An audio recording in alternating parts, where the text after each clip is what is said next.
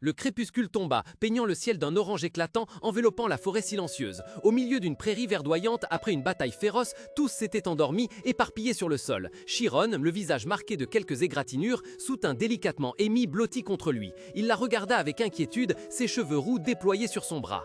Inconsciente ou simplement exténuée, se demanda-t-il. Mais voyant la respiration régulière et l'expression paisible d'Amy, une autre pensée traversa l'esprit de Chiron. Non, je ne la crois pas inconsciente. Chiron murmura. Merci d'être venu me sauver, mon aîné. Mais Amy sembla alors prendre conscience de leur position intime. Ses joues s'empourprèrent aussitôt, elle tressaillit de confusion. Immédiatement, Amy repoussa Chiron avec force, se leva d'un bond et s'étira de manière ostentatoire. Elle s'éclaircit bruyamment la gorge, essayant de masquer son embarras. Je me sens tellement rafraîchie.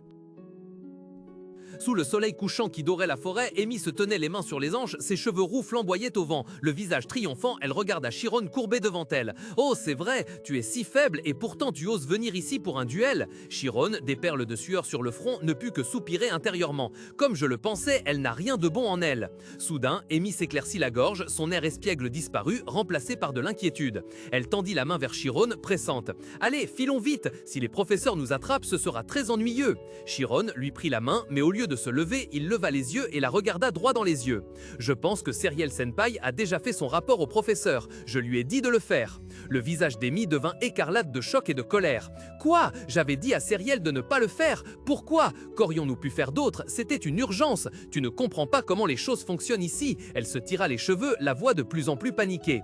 Une fois que l'école s'en mêle, tout se complique. Les magiciens ne peuvent laisser passer les choses que s'ils les comprennent logiquement. Ils ne laisseront jamais rien passer. Veux-tu que notre secret soit aussi révélé?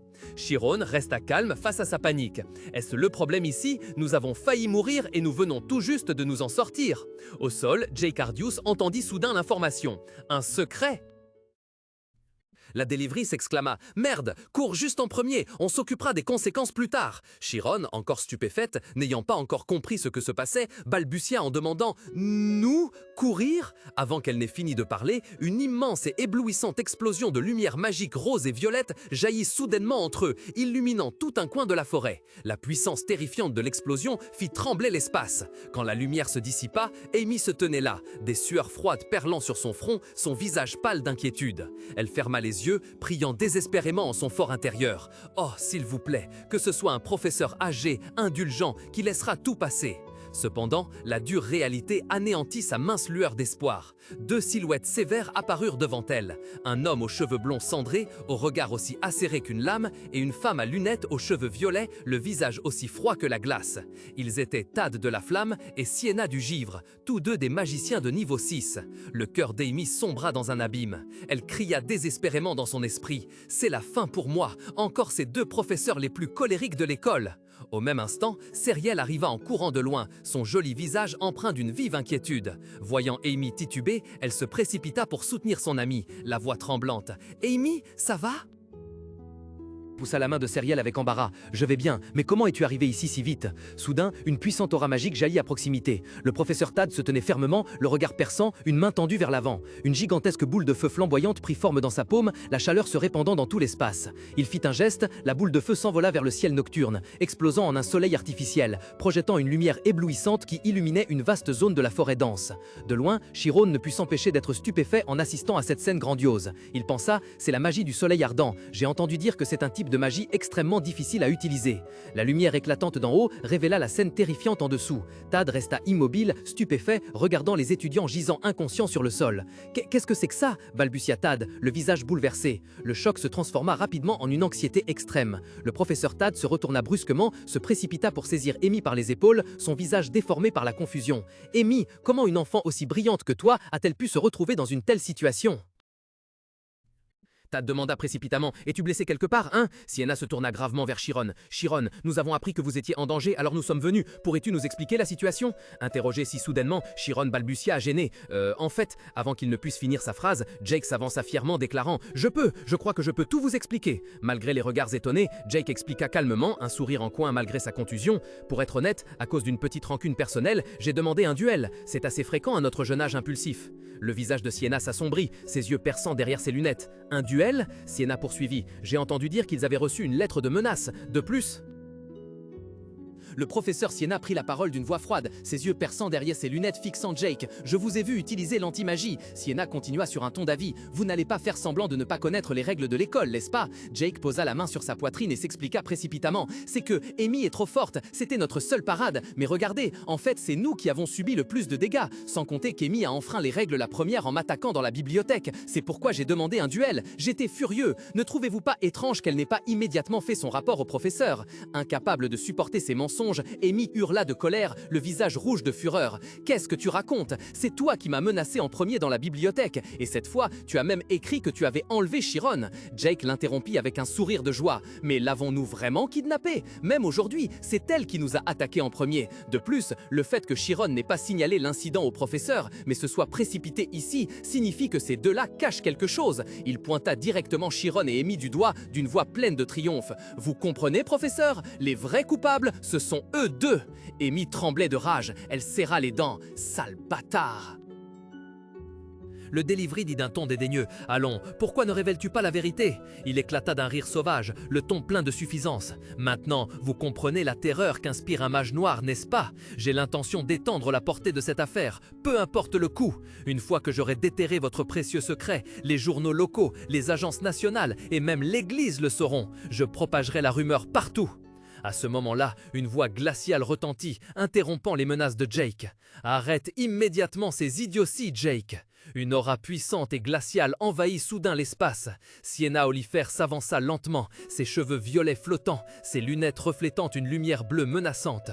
Elle déclara froidement « Vous avez utilisé la contre-magie. Vous êtes même allé au-delà de son usage fondamental, la transformant en méthode d'attaque. Vous saviez que l'esprit d'Amy ou de Chiron aurait pu se briser, qu'ils auraient pu perdre la raison. » D'un ton qui n'admettait aucune réplique, Sienna dit « Je considère cela comme une raison suffisante pour une expulsion. » Après un instant d'hébétude, Jake éclata d'un rire fou, se serrant la poitrine et hurlant de rage. « Un simple instructeur a le pouvoir de m'expulser !» Tad se pencha près de l'oreille de Sienna à la voix pleine d'inquiétude. « Professeur, la famille Ardius est fondamentalement la force vitale de toute l'académie. Sans leur parrainage, nous, nos salaires aussi. » Sienna resta imperturbable, un éclat froid traversant ses yeux derrière ses lunettes. Elle coupa court résolument, sa voix ferme résonnant dans le sifflement du vent. « Notre rôle en tant qu'instructeur n'est-il pas de guider nos élèves sur le droit chemin? Si vous ne pouvez même pas faire cela, alors cette académie serait meilleure sans vous. » De l'autre côté, le rire arrogant de Jake Ardius retentit, brisant l'atmosphère tendue. Il écarta les bras de manière théâtrale, son visage exultant jusqu'à la folie. « Soit !» hurla Jake, son ton provocateur. « Voyons voir si c'est moi qui serai forcé de partir ou si c'est vous. Ce monde fonctionne avec l'argent. L'argent! Devant l'argent, tout le monde doit s'incliner. Vous devriez aussi en profiter pour en apprendre plus sur le monde, cher professeur. » Un flux de magie bleu-azur commença à se rassembler autour de Sienna, ses cheveux violets flottant violemment. Elle regarda calmement l'élève arrogant. Avant cela, il semble que tu aies encore quelque chose à apprendre. Immédiatement, un gigantesque flot de magie vert émeraude jaillit de sa position, tel un tsunami d'énergie déchaînée. L'énergie rugit, déchira l'air et fonça droit sur Jake. Oppressé par une pression terrifiante, son corps fut repoussé et un cri perçant de douleur et d'horreur s'échappa de sa gorge. Au milieu du chaos, Tad s'élança en avant, le visage blême de panique. Il cria désespérément « Sienna, vous ne pouvez pas tuer un élève comme ça !» Mais son avertissement arriva trop tard. Le tourbillon d'énergie bleue avala Jake, le submergeant dans la tempête magique. Au cœur de l'explosion, Jake n'eut que le temps de lâcher un « stupéfait ». Du sol, d'innombrables cristaux de glace acérés, émettant une lumière bleue éthérée, surgirent soudainement, formant un vortex de glace enveloppant Jake Ardius. Son visage se déforma de panique, tandis que la prison de glace se formait autour de lui, les pointes glaciales à un cheveu de sa peau. Témoin de la scène de loin, Chiron Arian était stupéfait, empli d'un étonnement et d'une admiration extrême. Il pensa avec admiration. Vraiment impressionnant, elle n'a même pas touché un vêtement de lui. Cela signifie qu'elle peut contrôler les moindres détails de la magie. C'est donc pour cela qu'on l'appelle le génie de la magie de glace. Sienna Oliver se tenait là, son dos dégageant une autorité absolue. Sa voix, aussi froide que sa magie, résonna clairement dans l'espace silencieux. « Jake, penses-tu vraiment pouvoir tout obtenir avec de l'argent ?» Piégé et complètement impuissant, Jake hurla de peur et de colère « Ah, arrête tes bêtises et retire ça immédiatement !» En réponse à son défi, Sienna remua juste un doigt. Immédiatement, la cage de glace se rétracta, les pointes acérées se resserrant davantage. Un cri strident et extrêmement douloureux de Jake retentit de nouveau, signalant que le châtiment ne faisait que commencer.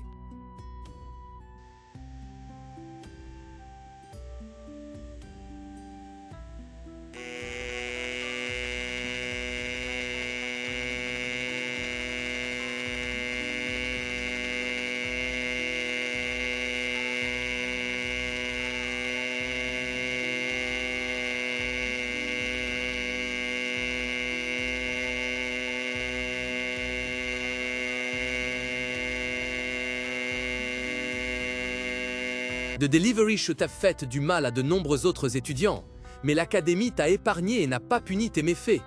Jake hurla. C'est à cause de l'argent de ma famille. Ne te méprends pas, répondit sèchement Sienna, ses yeux ambres derrière ses lunettes devenant perçants. L'académie n'est pas un lieu d'enseignement en échange d'argent. Au lieu de cela, nous t'enseignons des choses qui ne peuvent être achetées. Jake était stupéfait, son visage montrant une confusion évidente. Qu'est-ce que c'est que ça? Le regard de Sienna devint profond, elle fixa Jake. C'est ce que tu as toujours rêvé de devenir. Ne veux-tu pas devenir un mage? Le mot mage fut comme un coup de tonnerre, laissant Jake pétrifié.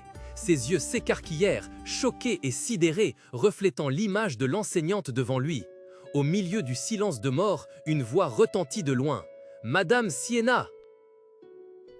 La promesse ardente de Jake Ardus résonna soudain dans son esprit. « Si vous me promouvez en classe 5, je deviendrai un excellent magicien et je vous le rendrai bien. » Pourtant, au milieu de la nuit glaciale, sous les flocons de neige qui tombaient dru, la voix sévère de Sienna Oliphère le ramena à la dure réalité. Le rêve que tu partageais avec tes amis, vous avez étudié ensemble pour devenir des magiciens. N'est-ce pas la raison pour laquelle tu es venu si loin? Les souvenirs affluèrent soudainement dans l'esprit de Jake. L'image de son groupe d'amis au début, rempli d'espoir et d'ambition, puis quand ils avaient mûri, revêtant ensemble l'uniforme de l'académie. La voix de son professeur résonna de nouveau comme un coup de marteau frappant son cœur. Veux-tu vraiment rejeter un endroit si précieux de tes propres mains? Jake leva les yeux vers elle, le visage déformé par la douleur et le regret, les larmes au bord des yeux. Il regarda en tremblant la silhouette imposante de Sienna à travers les flocons de neige. « Madame !» il murmura puis s'inclina profondément, ses cheveux noirs retombant sur son visage plein de honte. « Je suis désolé. » Dans la forêt silencieuse, sous le ciel nocturne étoilé et enneigé, au milieu des silhouettes immobiles gisant sur le sol, Jake maintint sa posture inclinée de repentance devant son professeur.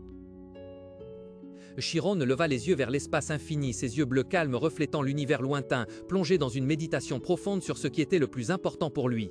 Le lendemain, dans la salle de punition de l'académie, des cris déchirants résonnaient parfois à l'extérieur. C'était le prix que les membres du groupe des magiciens noirs et Jake devaient payer pour leur faute. Bien qu'ils se soient repentis et aient aspiré à redevenir des magiciens, ils devaient toujours faire face à une punition appropriée.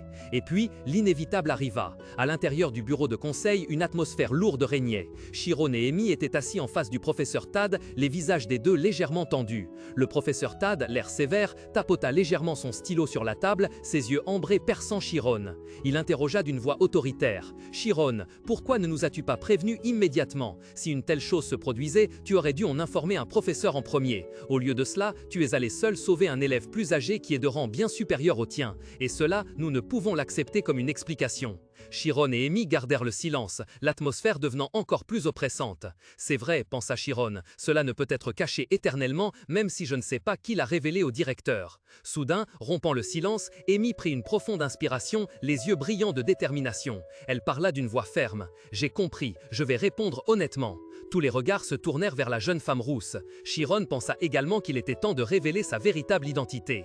Amy regarda directement le professeur et continua. « En fait, Chiron est… » Elle marqua une pause, puis cligna de l'œil malicieusement, afficha un sourire éclatant et déclara d'une voix sonore « Mon petit ami !» La déclaration inattendue laissa Chiron complètement stupéfait, son visage rougissant de confusion. Le stylo dans la main de Tad semblait gelé, tout comme l'atmosphère tendue qui les enveloppait. Assise à côté, le professeur Sienna Oliphère était stupéfaite. Ses yeux ambrés derrière ses lunettes s'écarquillaient de surprise. Cériel, debout derrière, était également pétrifié. Ses mains s'étaient involontairement jointes, son visage hagard. Le silence fut déchiré par un cri collectif rempli de confusion et d'incrédulité, résonnant à travers l'académie de magie. « Quoi ?»